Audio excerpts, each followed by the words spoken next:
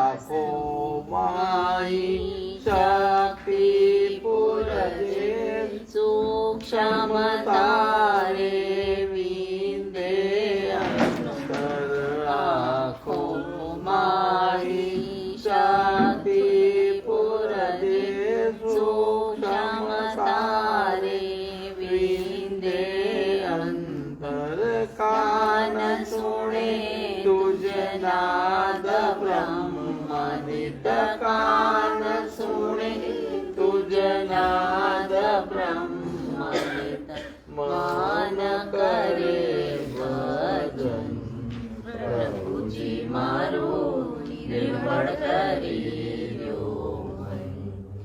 जीव करे कीर्तन प्रभुजी मारो निर्मळ करी निर्मळ करी द्यो मन प्रभुजी मारो निर्मळ करी द्यो मन। बोलो श्री सच्चिदानंद भगवान की जय। श्री सद्गुरुदेव महाराज।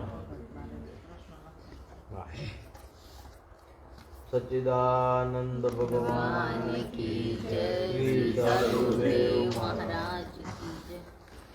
हे करुणा ना करनारा तारी करुणानो कोई पार नहीं। हे मारा संकट ना हरनारा तारी करुणानो कोई पार नहीं। मैं पाप कर्या छे तारी भूलो करवी सेवा। मैं पाप कर्या छे एवा तारी भूलो करवी सेवा। मारी भूलो ना भूलनारा तारी करुणा ते मारा संकट ना हरनारा तारी करुणानो कोई पार नहीं। हे परम कृपाळु वाला मैं पीधा विषना प्याला। हे परम कृपाळु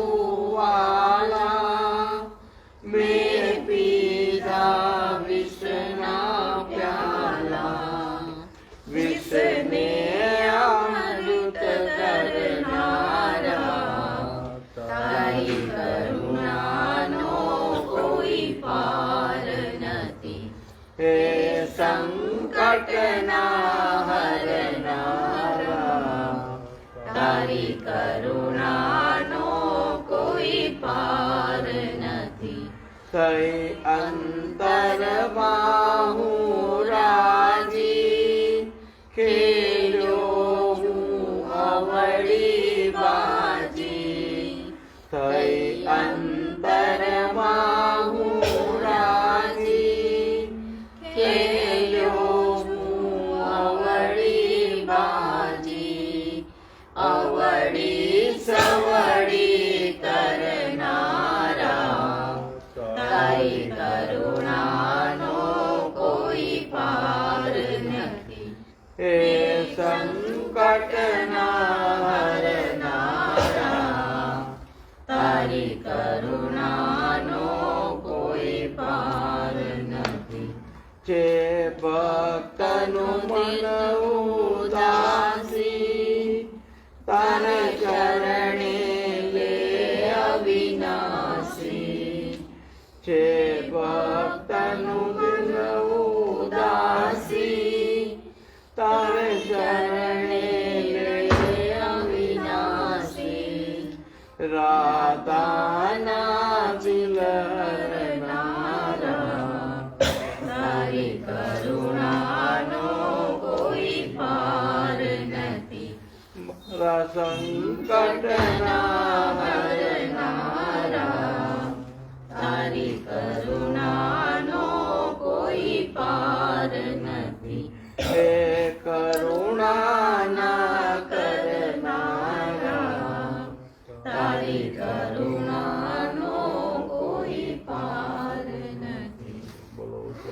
સચ્ચિદાનંદ ભગવાન કી જય. શ્રી સદગુરુદેવ મહારાજ કી જય.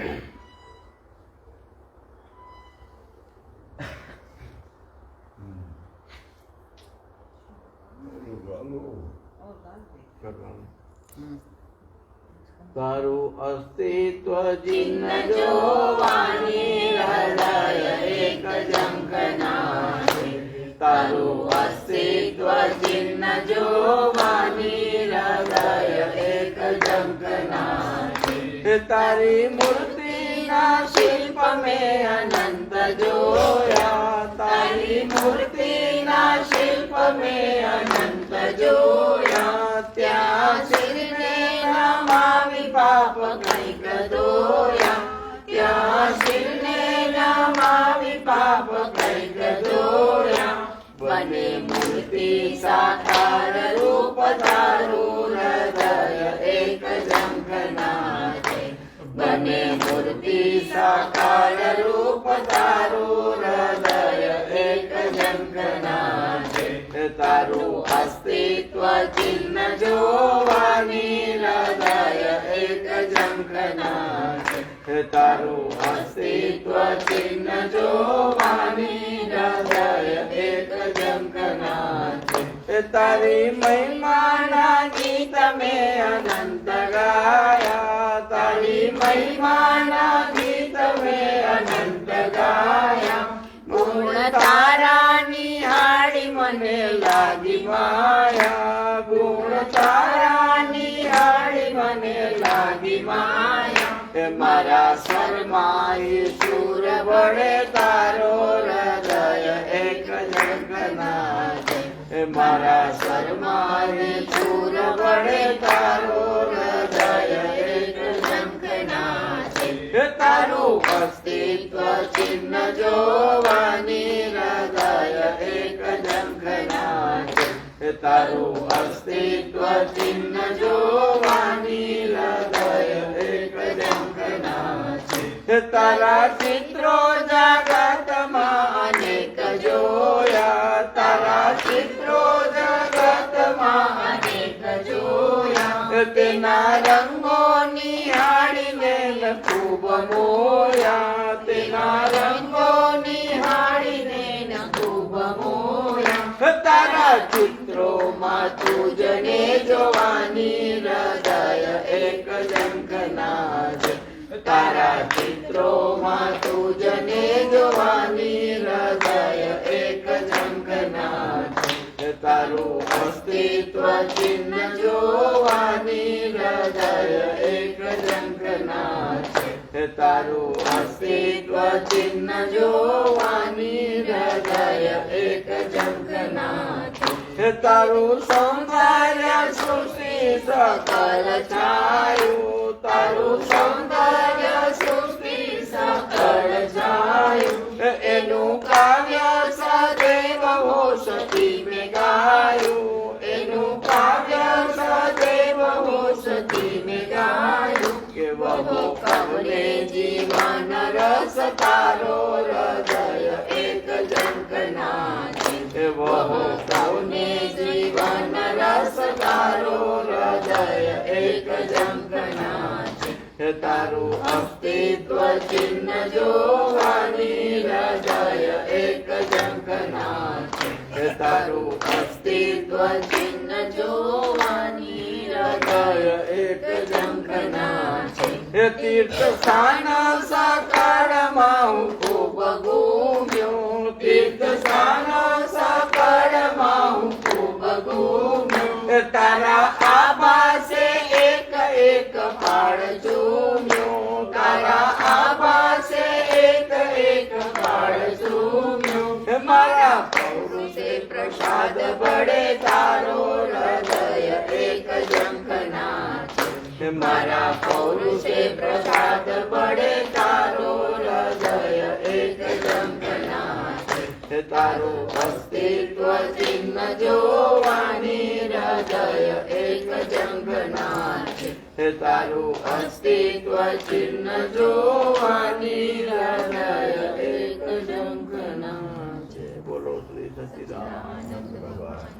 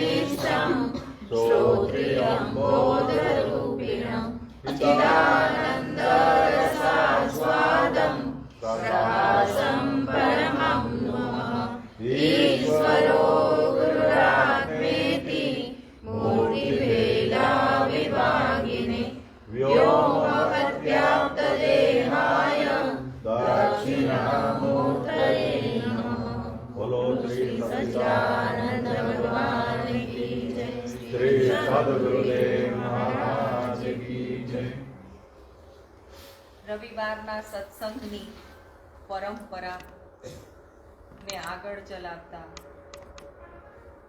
આજનો સત્સંગ છે એ શંકા સમાધાન સ્વામીજી દ્વારા દર રવિવારે આપણે પ્રશ્ન પૂછીએ અને અનેકવિધ લોકો જે જોવે છે આ સત્સંગને એ સત્સંગના માધ્યમથી એ લોકોને જે સાધનમાં શંકા છે એનું સમાધાન મહારાજ આપે.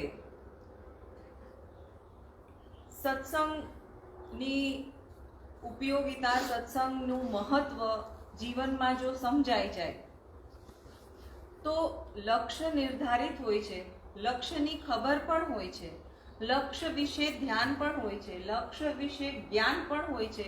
પણ એ કેવું કે વાંચ્યું હોય, કીધું હોય તો પણ એ લક્ષ્યનું દ્રઢીકરણ ત્યારે સંભવ છે જ્યારે સત્સંગમાં તત્પરતા હોય. સત્સંગ આવે, સત્સંગ ઉતરે આપણી અંતરમાં અને સત્સંગમાં નિયમિતતા જળવાય અને એ સત્સંગ છે એ આપણા અંતરમાં ઉતરે તો એ સત્સંગ, એ સંગ કયા સતનો કરવાનો છે એ ખ્યાલ આવે અને લક્ષ્યાર્થ ખબર હોવા છતાં પણ એનું દ્રઢીકરણ જે નથી થતું એ દ્રઢીકરણ ત્યારે સંભવ થાય. એટલે સ્વામીજી વારંવાર જે વાત કહે કે સત્સંગથી જીવનમાં પરિવર્તન આવે, સત્સંગમાંથી જીવન પરિવર્તિત થાય. તો જીવનનું પરિવર્તન કયા પ્રકારનું હોઈ શકે? તો જીવનનું પરિવર્તન એવું કે જેમાં લક્ષ્ય છે એ દ્રઢ થાય, પરમ લક્ષ્ય આપણું છે એ દ્રઢ થાય અને એ લક્ષ્ય તરફ જવાના પ્રયાસમાં એ લક્ષ્યને, એ પ્રયત્ન છે એ ક્યારેય ક્ષીણ ન થાય અને એ પ્રયાસ કાયમ નિષ્ઠાપૂર્વક ચાલુ રહે. એના માટે સત્સંગમાં તત્પરતા, સત્સંગમાં નિયમિતતા હોવી બહુ જરૂરી છે અને એ સત્સંગ ઉપર ચિંતન થાય અને એ સત્સંગ હંમેશા અંતરની અંદર મનનમાં ઉતરે અને એ સત્સંગ મનમાં ઉતરે અને એ મન છે એ જ્યારે પુરુષાર્થમાં લાગે, સાધનમાં લાગે ત્યારે એ મન એકાગ્ર થાય અને એ મન ચેતન પણ થાય. એટલે જીવનનું આપણું લક્ષ્ય છે એનું દ્રઢીકરણ સત્સંગના માધ્યમથી સંભવ છે. આ જે થોડા પ્રશ્નો છે સ્વામીજીને આપણે પૂછીએ.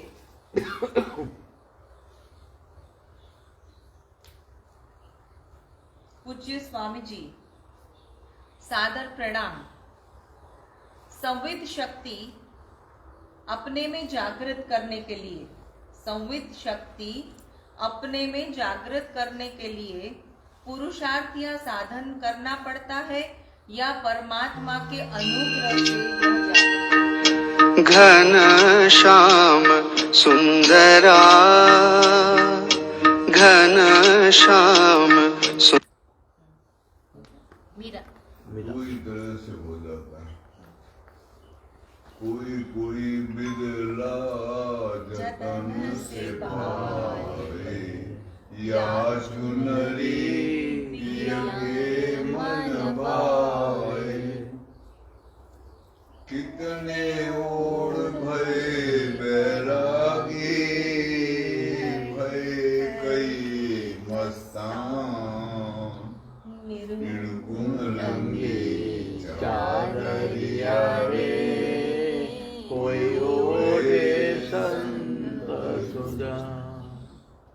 ऐसा है,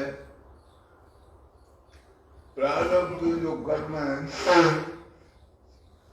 वो भी पुरुषार्थ का ही फल होता है, उसी से प्रारब्ध बनता है वो। तो उसको संतों ने, महापुरुषों ने, जिन्होंने जाना है, उसको भगवत कृपा कहा। क्योंकि वो कहते हैं जो हमारा प्रयास है, हमारा श्रम है, पुरुषार्थ है, जो उसमें इतनी दम नहीं हो सकता कि भगवान को जाना जाए, क्योंकि वो अविद्या के घेरे से घिराया हुआ है, उपाधि युक्त है।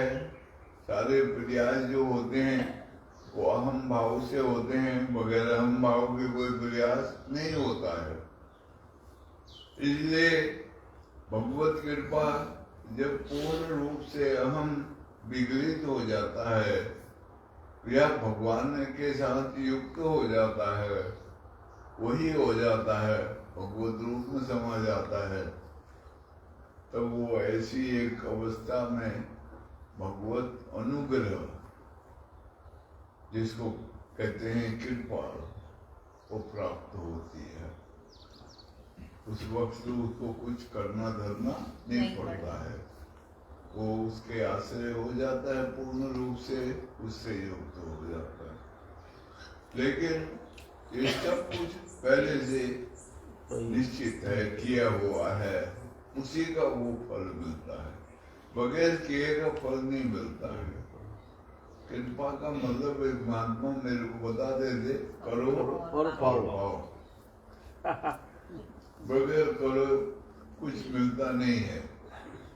अब बोलते रहे कि संसार के लोगों को आराम के खाने की आदत पड़ी हुई होती है, बगैर मेहनत के ही चाहते हैं बहुत कुछ मिले, इसलिए वो कहते हैं भगवान की कृपा होगी, भगवत कृपा होगी, वो पाएंगे।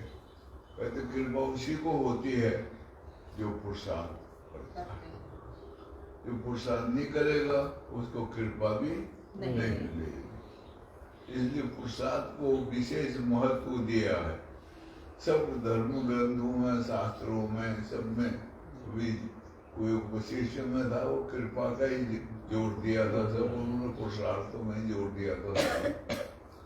तो एक अवस्था आती है आगे चल के जहाँ पर वो पुरुषार्थ समाप्त हो जाता है, फिर वो भगवत कृपा के साथ युक्त हो जाता है, निछावर हो जाता है। कोई उन्मुनी अवस्था के नाम से पुकारी जाती है। जब तक वो नहीं आए तब तक पुरुषार्थ करते रहना पड़ता है, ऐसा माना जाता है।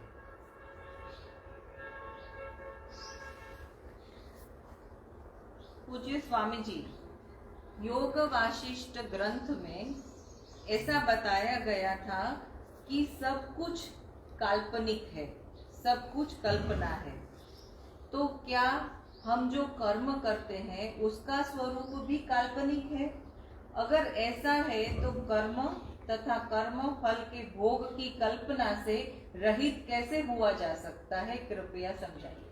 हाँ, एक अवस्था होती है, इस अवस्था में ये सब कल्पना लगेगी आगे चल के। अभी नहीं लग रही है, अभी वास्तविकता लगती है। लेकिन जब ज्ञान होता है, जानकारी मिलती है पूर्ण रूप से, तब ये संसार ही काल्पनिक हो जाता है। यहाँ कभी कुछ नहीं हुआ है, कभी कुछ होगा भी नहीं। ये ऐसे ही चलता रहता है संसार का धंधा। यहाँ बस एक हाय तौबा नासमझी की वजह से मची हुई है बॉडी भारी। वो नासमझी दूर होते ही सब समाप्त हो जाता है। इसलिए कल्पना ही है, एक सृष्टि सारी कल्पना है। लेकिन ये कल्पना ऐसी है, इनको अनर्वचनीय कहते हैं। परमात्मा जो है, ब्रह्म जो है, वो अनर्वचनीय नहीं है। ये उसकी माया जो है, ये अनर्वचनीय, इसके ऊपर कोई पक्का नहीं है। क्या है? जो भी है दिखता कुछ है और होता होता कुछ कुछ है।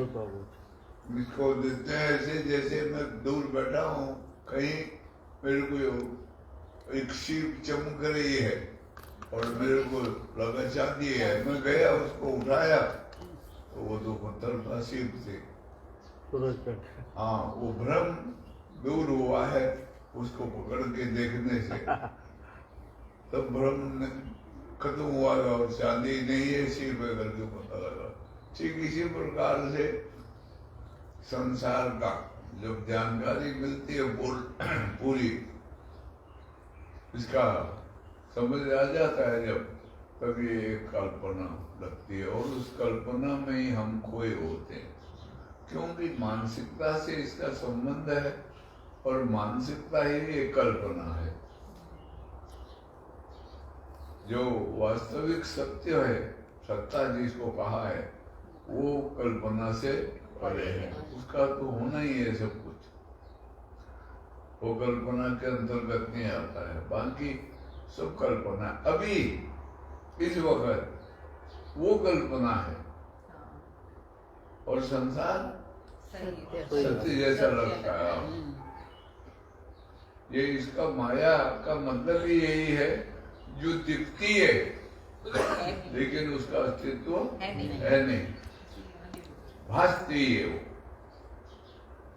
और वो जब खोजने जाएंगे तो उसका अस्तित्व नहीं मिलेगा और वो खो जाएगी, और जो बाकी बचेगा जिसका अस्तित्व मिलेगा वो हमेशा रहता है जैसे का तैसा है, क्योंकि वो अधिष्ठान है, उस पर ये माया कार्य कर रही है अपना।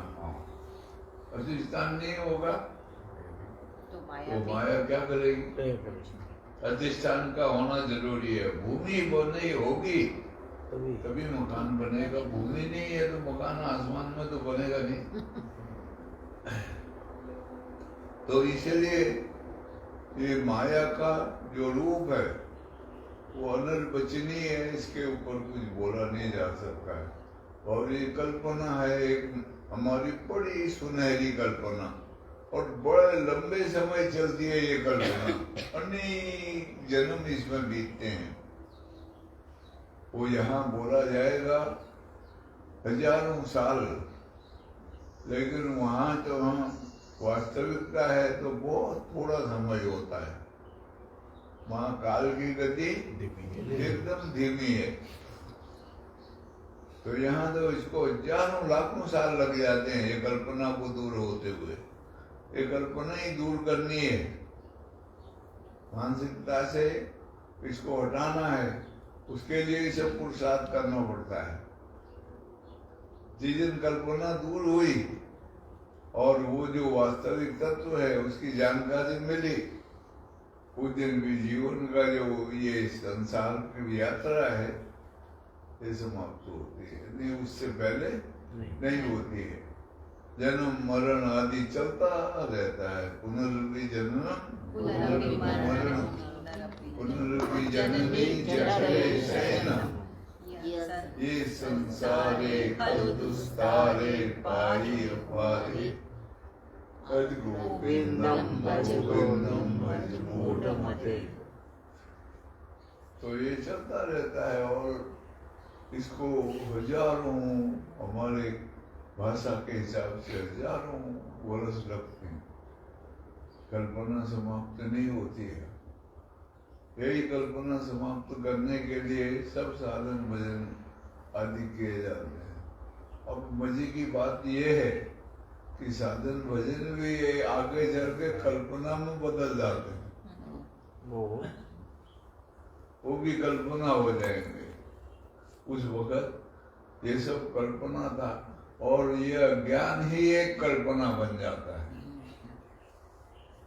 और वो जैसे का तैसा हमेशा ही है और वही है, वही रहता है, वही मेरा स्वरूप, ऐसी जानकारी मिलती है। मैं वही था, वही हूँ और वही है, ऐसी जानकारी जब मिलती है तो बाकी जो अभी तक भटका वो कुछ नहीं था, अज्ञान था, ना समझी थी, उस भटका मैं नहीं भटका। मैं तो यात्रा कर रहा था, अज्ञान से भटका, अज्ञान ही भटका, उसी को सब सुख दुख हुए, उसी ने हैदोबा मचाई। ज्ञान एक रस है, एक रूप है, उसमें कोई हैदोबा नहीं है, तू मैं नहीं है, भगवान और मैं अलग नहीं है, एक ही है।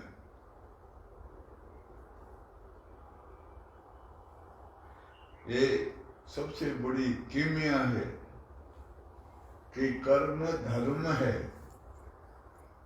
भक्ति शक्ति है, ज्ञान तो मुक्ति का पथ है।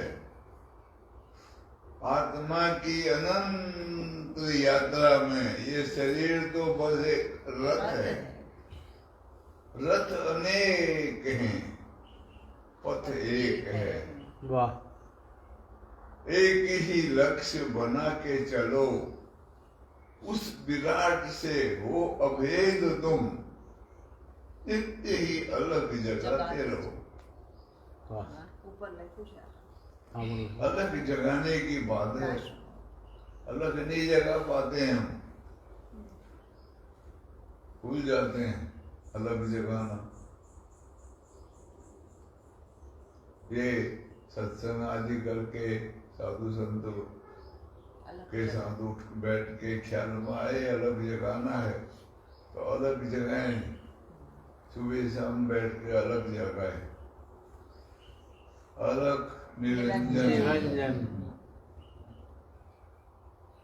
उसको रखना है, जो आंखों का विषय नहीं है, अलग है वो, अलग अलग को जगाना है, जो दिखता नहीं है उसको जगाना है।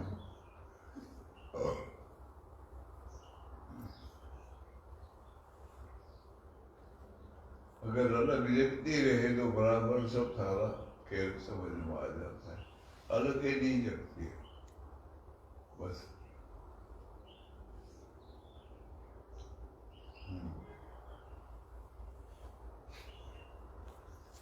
पूज्य स्वामी जी, जय श्री सच्चिदानंद। परमात्मा प्राप्ति के लिए चिंतन का महत्व ज्यादा है या साधन का होना भी अनिवार्य है? कृपया मार्गदर्शन दीजिए। दोनों का महत्व होता है, चिंतन का भी। पहले ऐसे बोला है, कृपा का भी उतना ही महत्व है जितना साधन का।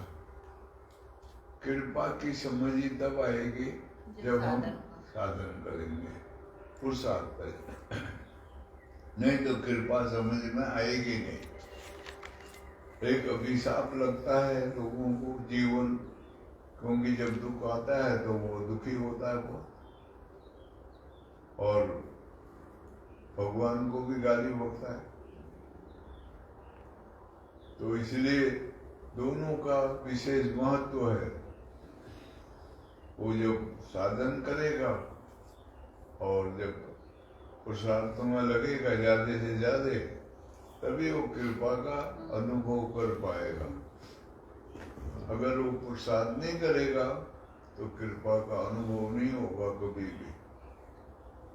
कर्तापना ही रहता है हमेशा मनुष्य के अंदर, और वो मूर्ख जो लोग हैं वो सब कुछ कहते हैं मेरी कृपा से, मेरे प्रयास से मुझे मिलेगा, ऐसा उनका मानना होता है। वो अहम होता है ज्यादा, तो ऐसा होता है सब करना पड़ेगा मुझे तभी होगा। लेकिन वो धीरे धीरे अगर करते करते आगे बढ़ेगा और जागरूकता पूर्वक सत्संग वगैरह सुनते सुनते, तो उसको समझ आएगी कि ये सब प्रभु कृपा से होता है करके। उसी की कृपा होती है तभी हम इस मार्ग में चलते हैं, नहीं तो नहीं चले कोई। किसी को पड़ी भी नहीं है, चलने की पड़ी ही नहीं है, किसी को समझ ही नहीं है, वहां तक जाता ही नहीं सोच विचार। ये तभी समझ आएगी जब वो उठने बैठने लगेगा, सत्संग आदि करेगा, सुनेगा, और थोड़ा सा मन में एक भाव उत्पन्न होगा कि एक दिन ये शरीर छोड़ के जाना है, कहाँ जाना है, उससे पहले कोई जानकारी प्राप्त हो जाए तो अच्छा है। वहां जाने का रास्ता पता लग जाए तो सरल हो जाएगा जाना, नहीं तो रोएंगे, चिल्लाएंगे, हाय तौबा मचाएंगे,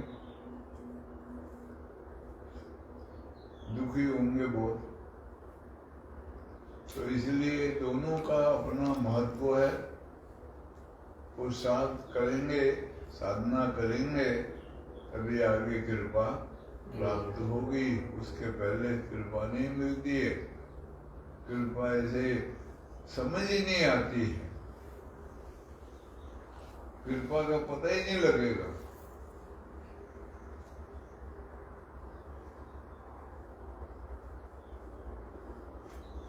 तो इसलिए अभ्यास करना जरूरी है कृपा प्राप्ति के लिए, तभी कृपा मिलेगी और हम फिर दुखों से, सांसारिक बंधनों से छुटकारा पाएंगे। जन्म मरण आदि का जो बंधन है ये चुकेगा। ये जो गर्भ में रहना है दुख का रूप बनता है, वो उससे छुटकारा मिलेगा। कोई साधु संत उससे डरते हैं, अपने गर्भ में ना हूं ऐसा कोशिश करते हैं। वो जो 9 महीने की जेल है वो बड़ी खतरनाक है। 9 महीने की तो नहीं होती है, वो होती है लगभग 3.5 महीने की, लेकिन 9 महीना बोला जाता है क्योंकि प्राण जो आता है वो 165 दिन के बाद आता है शरीर में।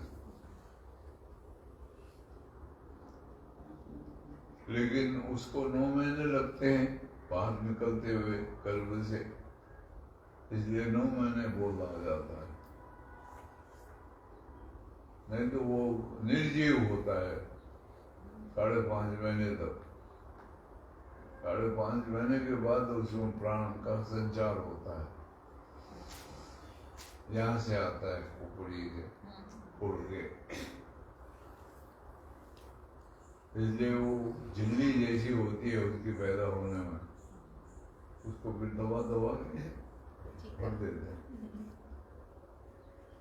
त्रिकोण होता है वहां पर, एक त्रिकोण, उस त्रिकोण से उत्पन्न होता है, उसका प्राण आ जाता है उसमें।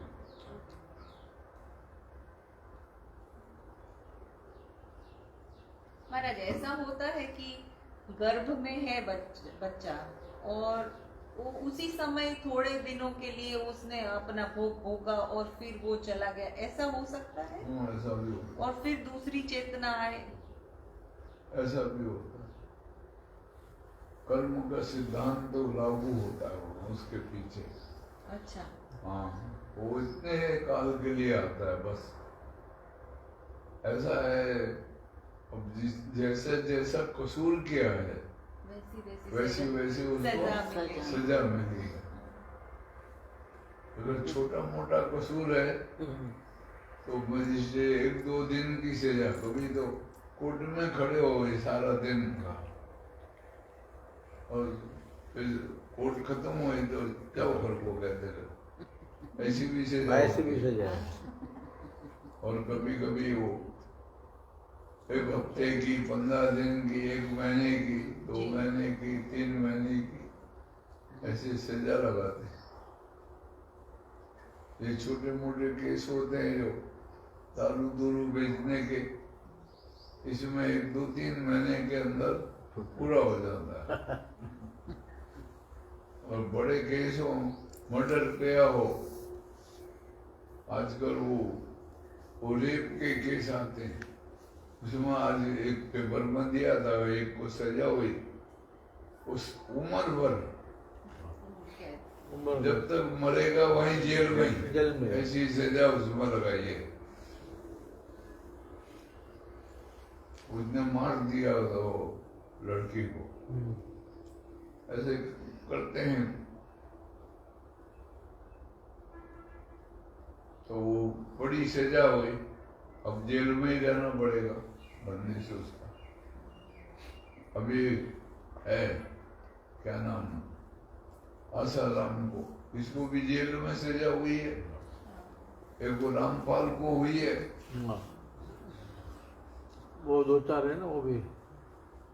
हाँ, उसकी किताबें मेरे को दे गया था एक दिन परसों। वो कल है ना, वो एक किताब उनको दे दी महात्मा को, रामपाल की।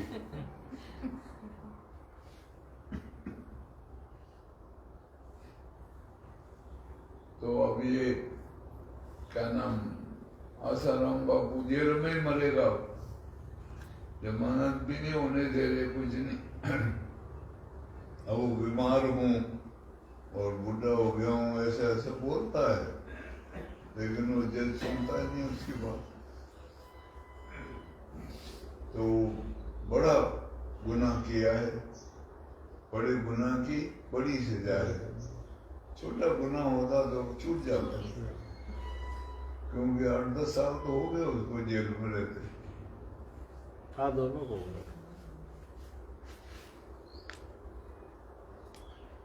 तो ऐसा चलता है। तो ऐसे ही वो भी गर्भ में आता है, थोड़े समय पश्चात चला जाता है, होश भी नहीं होता, उसको मालूम भी नहीं पड़ता है, उन्हें दुख होगा। अनजाने में कर्म होते हैं, अनजाने में ही दुख भोग दिया जाता है। जानबूझ के कर्म होए तो दुख भी जानबूझ के भोगा जाता है। तो वैसे ही दुख मिलता है कि वो रोते, छाती पीटते, हाय मचाते।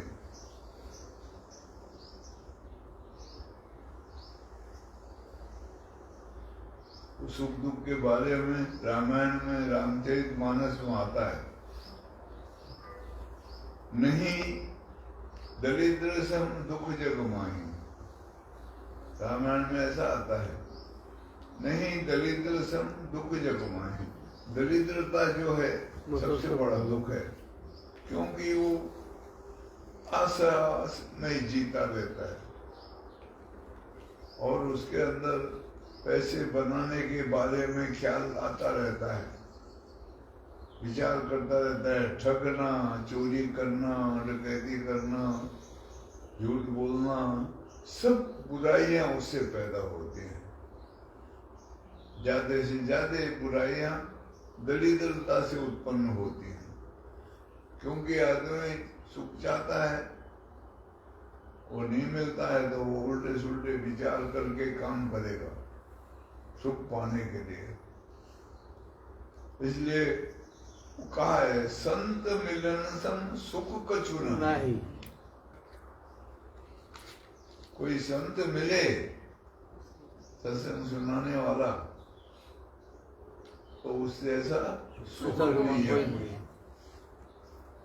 और गरीब दरिद्रता जैसा कोई दुख नहीं है संसार में, क्योंकि अब वो गोस्वामी जी बड़े दीन भाव में जिए हैं, मांग के खाते रहे, और तो गुरु की शरण में चले गए थे, तब जाकर के वो ऐसे वो हुए। नरहरि दास गुरु मिल गए थे, उन्होंने उनको पढ़ाया लिखाया और अपने साथ रखा और समझाया। वो इतने भगत हो गए बड़े, तब वो संत हो गए। नहीं तो वो अभावग्रस्त रहे बचपन में, क्योंकि माँ बाप बचपन में मर गए थे। ये मूल नक्षत्र में पैदा हुए थे और इनको वैसे ही अलक्षणी बोलते थे।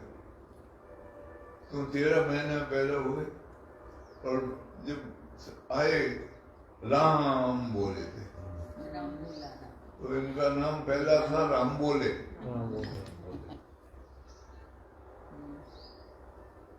और हंसने लगे, बच्चे रोते हैं सब, पैदा हो गए तो ये हंस रहे, तो सब भागे, ये साला भूत प्रेत आ गया।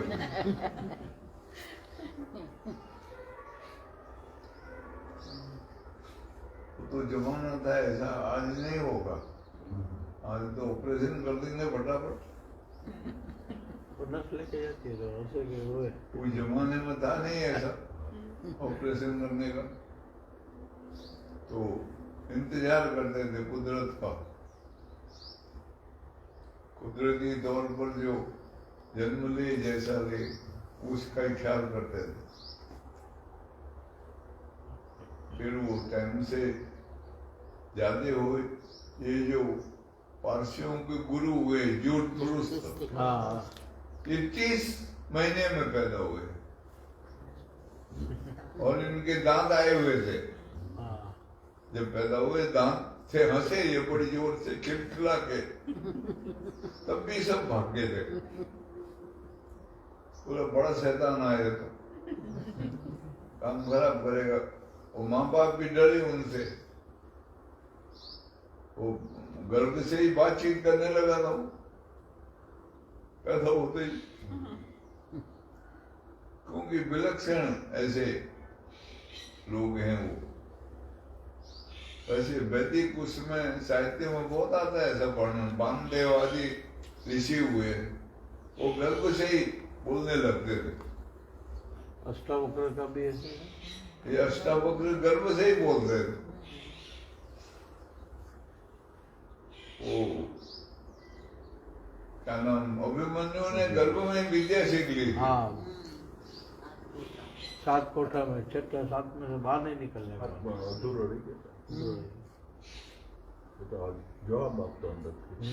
तो ऐसे विलक्षण लोग भी होते हैं, उनको लोग पहचान नहीं पाएंगे। और हमारे दिमागों में एक बात घुसी हुई होती है, शैतान, भूत, प्रेत, वो हर एक में जोड़ देते हैं। उसमें ये नहीं होता है भगवान है, ऐसी नहीं दिमाग में रहती है। शैतान वाली बातें रहती है जैसे। पॉजिटिव विचारधारा कम आती है, आती ही नहीं है, बनानी पड़ती है यहाँ। नेगेटिव विचारधारा बहुत आ जाती है अपने आप। अब बच्चे को अगर मंदिर आदि ले जाना हो तो सिखाना पड़ेगा उसको। हाथ जोड़ो, माथा टेको, जय करो, ऐसे ऐसे बोलना पड़ता है। और उसको छोड़ दो, वो गाली गलौज अपने आप सीख जाएगा। हाँ और ऐसी ऐसी गाली बकेगा सुनी नहीं कि आप हुई। सुन के हैरान हो जाओगे। कहाँ से सीख गया? हाँ वो संगत में ही सीख जाएगा अपने आप। उल्टी बातें बड़ी जल्दी सब सीखते हैं। उल्टी बातें सीखने के लिए उसको मेहनत करनी पड़ती है। बार बार ले जाके बोलना पड़ेगा, जाके मत्था टेको, हाथ जोड़ो, जय करो। और कभी कभी वो रोएगा, नहीं करेगा तो भी उसको जबरदस्ती ले जाएंगे। धोख लगाओ, वो कहते हैं मारवाड़ी, धोख दे धोख दे।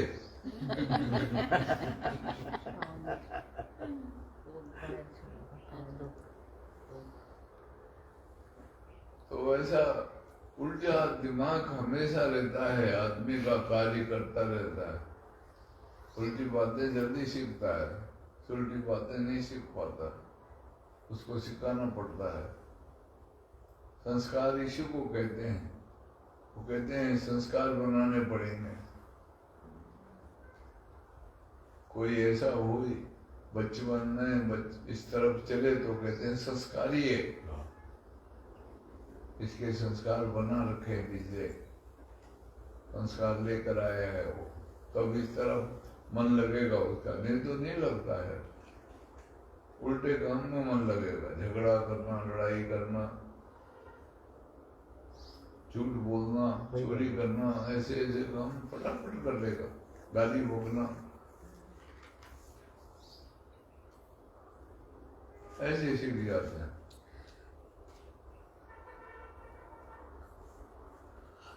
उल्टी बातें जल्दी नहीं सीख पाते। बस एक है महाराज, एक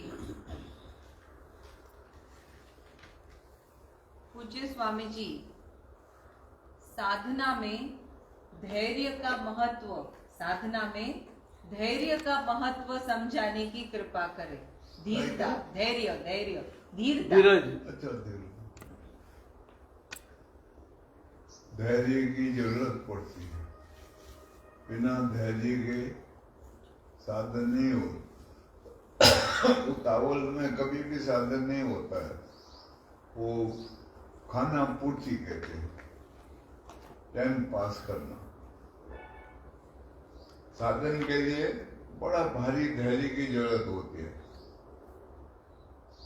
और वो ऐसा धैर्य चाहिए स्थिर हो अंदर। जब जितना जितना स्थिर होगा, इसलिए आत्मवान को धीर पुरुष कहा है। धीर पुरुष का मतलब है जो जानता है, कोई धैर्य रख सकता है, दूसरा नहीं। उतावलपने में कभी कोई जानकारी नहीं मिलती है। वैसे भी कहावत है, जल्दी का काम शैतान का।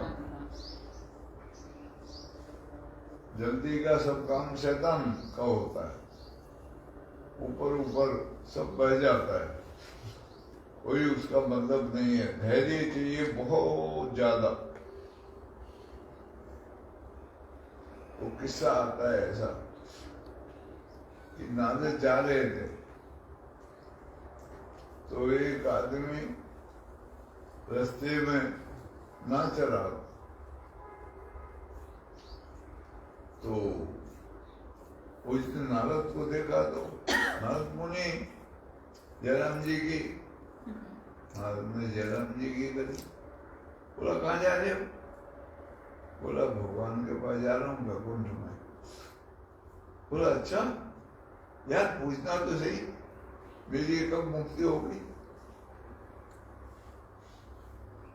नारद को आश्चर्य लगा, ऐसा अपने इतना चंचल है, जा रहा। आगे गया तो एक आदमी बैठ के भजन कर रहा था, तो उसने भी प्रणाम करा और बोला नारद मुनि कहाँ जा रहे हो? उन्होंने कहा वैकुंठ जा रहा हूँ भगवान विष्णु से दर्शन करने के लिए। बोला यार पूछना तो सही, मेरी मुक्ति कब होगी? मैं भजन में बैठा रहता हूँ। नारद को अच्छा लगा, बोला अच्छा। नारद गए वहां, हाल चाल बात करी, फिर आने लगे तो याद आया, बोला दो आदमी मिले रास्ते में, एक नाच रहा था और पूछने लगा मेरी मुक्ति कब होगी? भगवान ने कहा उसको कहना वो पेड़ में जितने पत्ते हैं उतने जन्म के बाद उसकी मुक्ति होगी। और दूसरा आदमी बोला 7वें जन्म में मुक्ति हो जाएगी, 6 जन्म और लेने पड़ेंगे, 7वें जन्म में मुक्ति होगी। तो बोला अच्छा।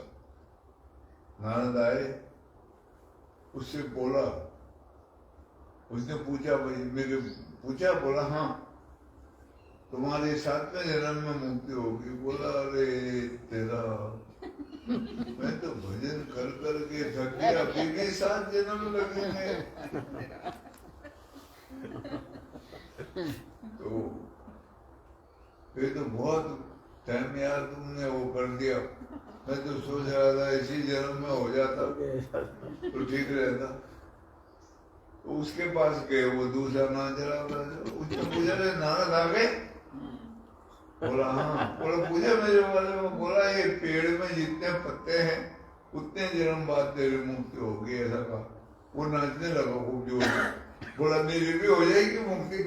हाँ वाह भाई, तू बड़ी अच्छी बोल रहा है। तो उसको बोला तेरी तो अभी मुक्ति हो जाएगी, क्योंकि तेरे अंदर धैर्य है, कोई उतावलपना नहीं है। दिखता है बाहर से उतावल जैसा, लेकिन अंदर तेरे में धैर्य है, समझ है बड़ी। और तू भगवान के जो राज्य है, विधि विधान है, उससे जुड़ा खुश है, तेरी अभी मुक्ति हो जाएगी। और इसको तो 7 जन्म लगेंगे अभी। तो ऐसा धैर्य की जरूरत है बहुत ज्यादा।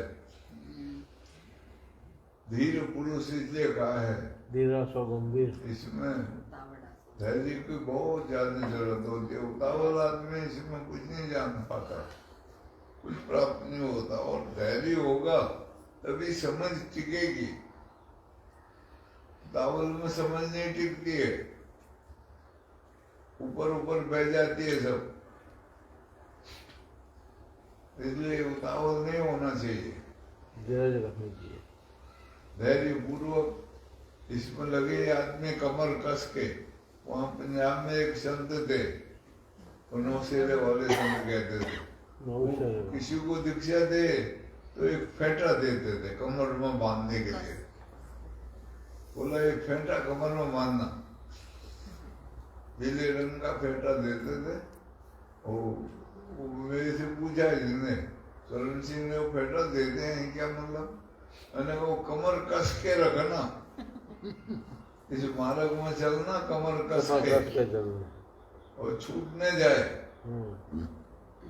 ऐसा मैंने कहा प्रतीक रूप से बताते हैं मेरे को। तो उसने जाकर फिर उनसे पूछा, महाराज जी ये फेंटा कमर में बांधने के लिए देते हो, इसका क्या मतलब? बोला है कमर कस के रखना, इस मार्ग में तभी चल पाओगे। तो ऐसा है, ये दुनिया है, यहाँ दिल का लगाना किसको आता है? हजारों प्यार करते हैं, निभाना किसको आता है? यहाँ दिल को लगाना बड़ा मुश्किल है। और फिर वो दिल लगा थोड़ी देर के लिए फिर उतावल होता है तो छूट जाता है। अनेक विचारधारा, राग द्वेष और पैदा हो जाते हैं। ईर्ष्या बहुत आती है, ईर्ष्या पैदा बहुत होती है। ईर्ष्या की वजह से फिर लोग रह जाते हैं सब।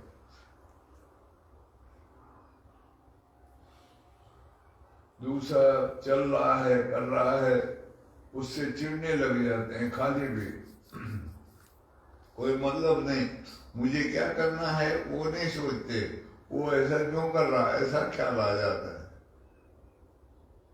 फिर अपना कसूर नहीं दिखता है, दूसरे का ही दिखता है।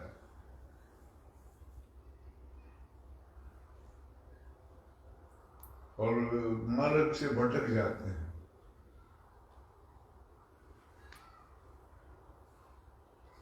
इसलिए आयोजन वगैरह करने होते हैं, बड़े बड़े लोग थोड़े बहुत चलते रहे, जागृति बनने रहे, चिराग जलता रहे और दिया जलता रहे तो थोड़ी बहुत रोशनी से ही कम है फिर भी होती रहे। इसलिए अलग जगाना है।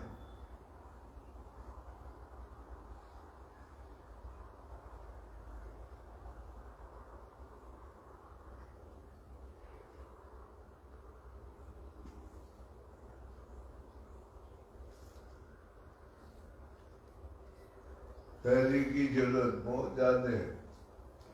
धैर्य पूर्वक चला जाएगा और धैर्य वाले को बहुत मुश्किल है, नहीं पहुंच पाएगा। उतावल हुए तो वो नहीं होता, चंचल होता है मन। इसलिए कहा है अशांत मन सा सुखम, उसको कभी सुख नहीं मिलता। धैर्यवान होता है उसी को सुख मिलता है।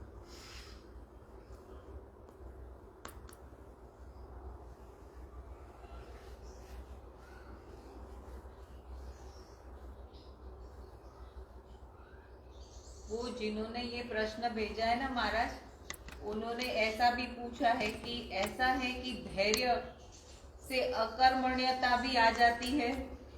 अकर्मण्य धैर्य रखे, हम सोचते रहे कि स्थिर रहेंगे, हमको कुछ करना नहीं है, ये जो हो रहा है वो होने दो, तो बोले उससे अकर्मण्यता आने का भय रहता है।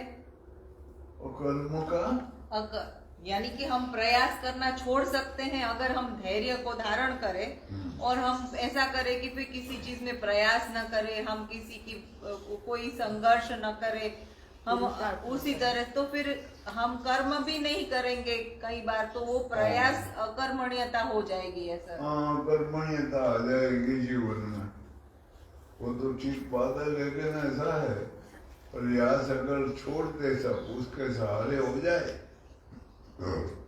तो वो पार लगा देगा नैया। और कोई भी कार्य में वही याद रहे तो हाँ, वही है वो सीताराम सीताराम सीताराम कहिए, जाहि विधि राखे राम ताहि विधि रहिए। मुख में हो राम नाम, राम सेवा हाथ में, तू अकेला नहीं प्यारे राम तेरे साथ में। विधि का विधान जान, हानि लाभ सही है, जाहि विधि राखे राम ताहि विधि रहिए। राजी रहे वो हर कार्य में।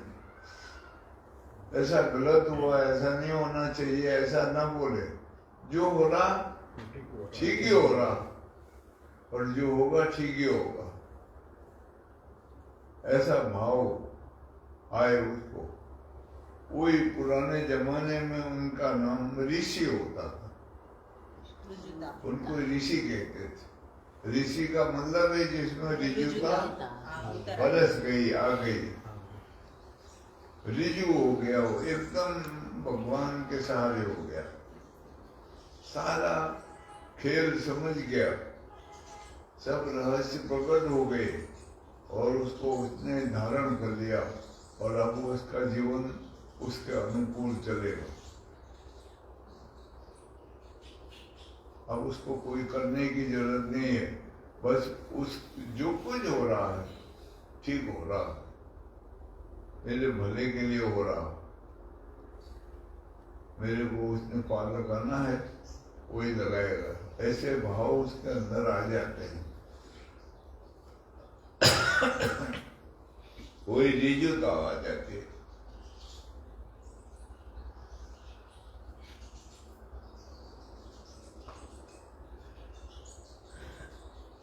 बाकी अगर कर्ता करना है तो कर्म करना पड़ेगा, नहीं तो कर्मण्यता आ जाएगी और पूरा पूरा समाज भ्रष्ट हो जाता है। जैसे तिब्बतियों का हो गया, अकर्मण्य हो गए पूरा।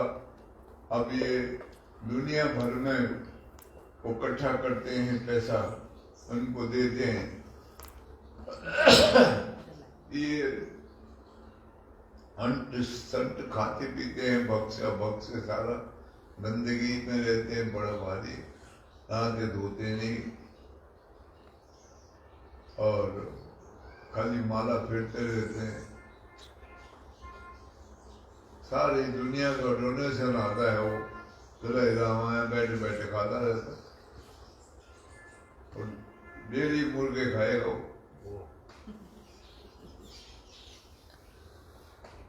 तो ऐसा होता है, पूरा समाज भ्रष्ट हो गया, वो अकर्मण्य हो गया, कर्म नहीं करते वो कोई भी, क्योंकि वो सब डोनेशन आता है उनके लिए, और वो बढ़ता है।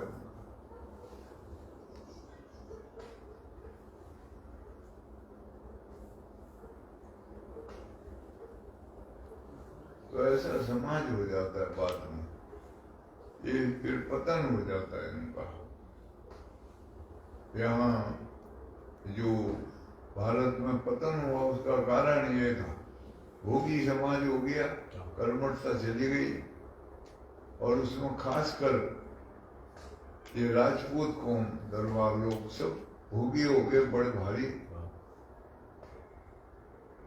और ये इनको पढ़ाने वाले ब्राह्मण और इनको चढ़ाएं, बस और कुछ काम नहीं। दुश्मनी आदमी रखे होते थे, वो दरबार साहब उतर रहे नीचे तो वो बजाएगा, गाना गाएगा, उसको मार दिया, उसको मार दिया, उसको ठीक कर दिया, उसको ठीक कर दिया। अभी 2 दिन रह गए हैं, अब इनको ठीक करना, वो चढ़ाएगा उसको, वो कहेगा चढ़ाई करो उस पर। आपस में लड़ लड़ के समाप्त हो गए। जो भी कौम, जो भी समाज, जो भी संस्था भोग परायण हो जाती है, असमाप्त हो जाती है, कर्मठता खत्म हो जाती है उसकी। अब ये जो पंजाबी हैं कहीं भी देखोगे वेल सेटल है, हाँ, अच्छी तरह से कहीं भी देखो। क्या बात है, कारण है कर्म उन्होंने दुख बहुत सहे, क्योंकि वो बॉर्डर था वहां से आने वाला। जितने भी अताताई आए वो सब पंजाब होकर आए, इसलिए वो कर्मठ रहे। बीबी कर्मठ है बड़े भारी।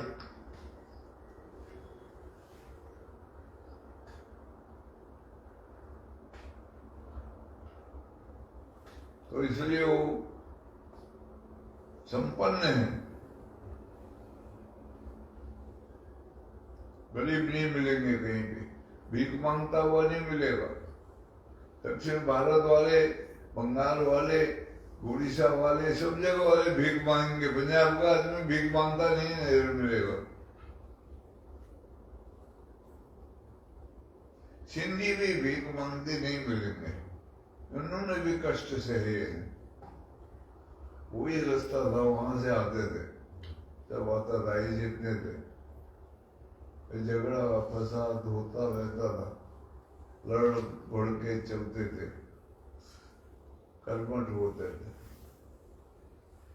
ये ख्याल रखने का जैसी बात है, जो देश में लड़ाई लड़ी है, जिन देशों ने, वो देश वाले बड़े कर्मठ होते हैं। जर्मनी ने लड़ाई लड़ी, बड़े कर्मठ है डाले। जापान ने लड़ाई लड़ी, कितना जाके जागृति आई है। इस वक्त एशिया में सबसे ज्यादा संपन्न देश है जापान। बिल्कुल तहस नहस हो गया था सन 45 में।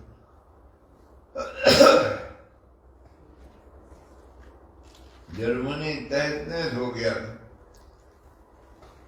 फिर खड़ा हो गया फटाफट। कर्मठ हो जाते हैं वो लोग। उनको पता है हमने प्रगति करनी है तो मेहनत करनी पड़ेगी, इसलिए मेहनती होते हैं वो लोग।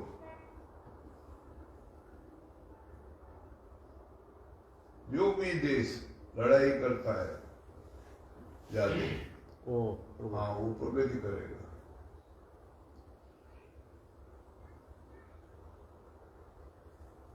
अरब वाले ये भूखे हो गए बहुत, धीरे धीरे समाप्त हो जाएंगे, आपस में लड़ लड़ के मर जाएंगे।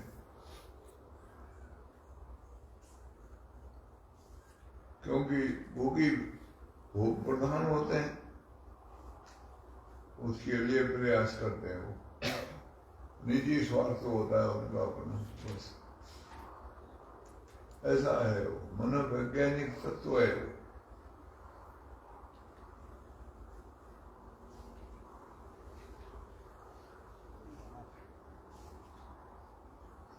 हो गया, चलो।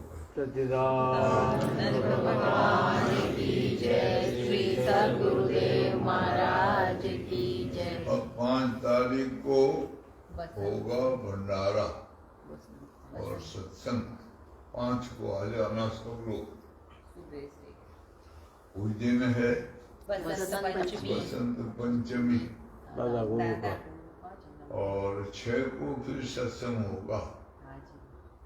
उसके बाद फिर चले जाएंगे सब सोमनाथ। सोमनाथ। महाभागवत सप्ताह 10 तारीख से वहां चलेगा